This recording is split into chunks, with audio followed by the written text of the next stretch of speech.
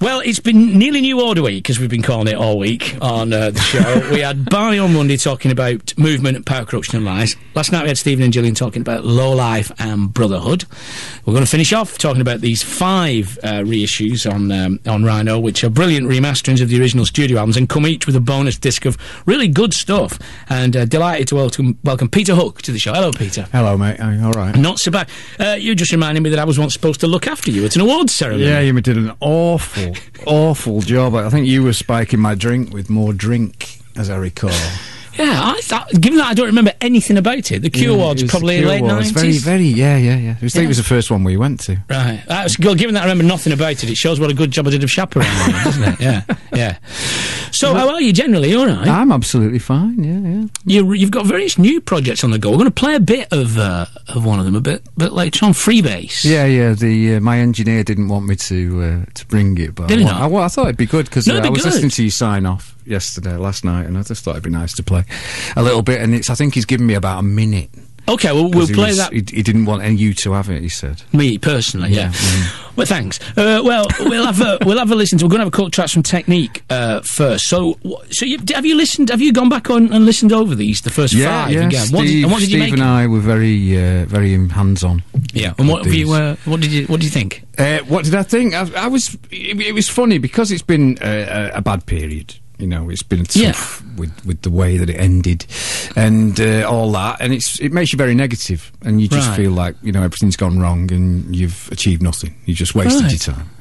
And it was funny because, I must admit it wasn't the greatest idea I'd heard in the world remastering, but when I DJ, I did notice that when you play a lot of tracks like Love Vigilante, It's Perfect Kiss and stuff, they're not quite as loud as the new, Yeah. It was a little bit, so when I thought about it, I thought, it's a good idea.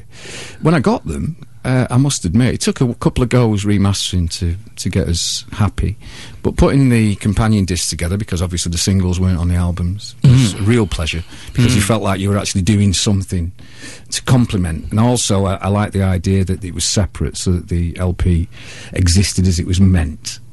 No extra tracks, no bonus tracks. That was the atmosphere it captured, that was the time it captured, and that's how it was. And I must admit that when I listened to it, I was really proud of them. I think Bernard was absolutely spot on when he said movement sounded uncomfortable, because it did. We were all uncomfortable then, which is about right. Power, Corruption and Lies was brighter because you'd found your feet and you were getting there and all that. But it really did cheer me up, because it made me realise that, wow, we fight like kids in a playground. Sure. We had actually achieved something that we should all be proud of, really. Even as a fan, as someone who's not in the band, but as a fan, similar kind of thing, because I've been sitting down this week and listening, again, for the first time in ages, to all 5 of them, beginning to end, and thinking, these are great, and they're different. Each one's got a slightly different character. Well, without a doubt, but it was quite interesting, because for some reason or other, there's no reason behind it. I don't really listen, or I never have listened to a lot of New Order, probably because I play it. Yeah. It's just never really interested me, whereas I actually listen to Joy Division quite a lot. Yeah. So it was a real pleasure, and I was amazed. There was a lot of stuff I hadn't heard. I don't know how that happened, so there's quite a few discoveries I made, especially obviously on the companion discs, that really made me happy. So no, it brightened me up a lot. Like the companion disc of this has got things like, I think, Best and Marsh on, Yeah, I know, it was a TV series. It was really difficult, actually, because a lot of the masters, unfortunately, because of Factory's bankruptcy and all that, you just can't find them. Right. And I've got a wonderful friend of mine called Claude Flowers, who's a soldier, American soldier, goes to Iraq and all that. And he's my expert, and he was sending me this big long list of lost stuff, and it really is lost. You just can't find it, which is quite sad. But I thought we did a pretty good job. Well, let's have a listen now. You can play this for Claude then, if you like. This is from Technique, which we'll talk about in a moment. This is Vanishing Point. And I can promise you, when you go and buy your copy of all of the New Order reissues, you will find that they're all in pristine condition, and it's just that I've got a dodgy one, Peter, did on Oldham Market. Yeah, cheap one, that one. Yeah, no. There's me and Steve concentrating on that remastering, and there you go. Vanishing Point from Technique by New Order. Peter Hook's with me talking about this now. So you've done Brotherhood, and then some time after Brotherhood, the story goes, you think to yourself, now we're going to make the next album either in Ibiza or in Bath. Is that right? No, that's not what happened at all. Is that not what happened? No. It was, we'd done the last one in Dublin. Yeah. And simply because I read a review of a studio called El Mediterraneo. Yeah. In Sound on Sound, or Studio, whatever it is, I thought, that looks nice. And I said, why don't we do that, like a real sap? And I went to have a look at it with Andy Robinson, and it was terrible. But it had a 24-hour bar and a wonderful pool. And I thought, oh, man, this has got to be the place to do it. It was the biggest mistake. Really? I ever made, because once we got there, it just... Because you should say you went to Ibiza to make a record at just the right or the wrong time, didn't you? Just as Ibiza, as it was all kicking off. I'd say wrong, then I'd say right. Yeah. Because it was just the beginning of the whole acid house Ibiza rave thing, wasn't it? Ecstasy, all that, yeah. God, bloody hell. So what happened then? So you get... What happened was the first night we got there, we Mike Johnson and I picked a car up, Ford Escort, and we everybody else was just chilling out, in the villa. And I went, come on, let's have a ride to San Antonio. We've never been. Let's go and see what it's like. So nobody had come with me apart from Mike Johnson. So we drove to San Antonio, and just as we came in the outskirts where the first sign said San Antonio, we drove down. There was a body in the road, and I thought, oh my God! So we had to pull the car up, and this guy was fast asleep, obviously pissed, and we had to pick him up, me and Mike Johnson, and carry him out of the way. And I said, I think this place is going to be all right, Mike. And that was the first night, so I should have known then, really. And is it right in the end you started organising coach parties to come to the studio? Yes, we'd... We had a liaison with an 1830 hotel in San Antonio that we'd met the couple of the reps while we were out one night, and she said, well...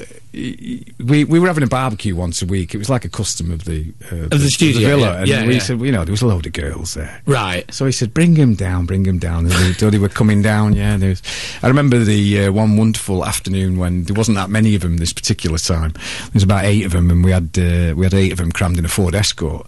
The same Ford Escort? No, a different one. We went through 7, I think. When Bez did 4 on his own, and we went through 7, and we were driving up this rocky mountain path, and we were all hanging out the windows, because it was so full, and ripped the petrol tank off. Yeah, obviously. And everyone was going, they're all sat in it smoking, and going, is that petrol I can smell? Mental. So, but you got a great LP out of it, didn't you? Well, purely by default, yeah. I mean, the studio was absolutely terrible, and everything we did in it sounded awful. You just couldn't do anything with it. It was rubbish. Really? It was terrible. Absolutely awful. And we ended up with, I think, 12 drum tracks, because Steve was the only one that would concentrate and work. And all the rest of us, again, we weren't particularly getting on, and we just all went our separate ways into different clubs, and we'd occasionally meet in Amnesia with Boy George and Hooky and all them lot, and it was just absolute bedlam. It was fantastic. I can't wait to write the book about it, to be honest.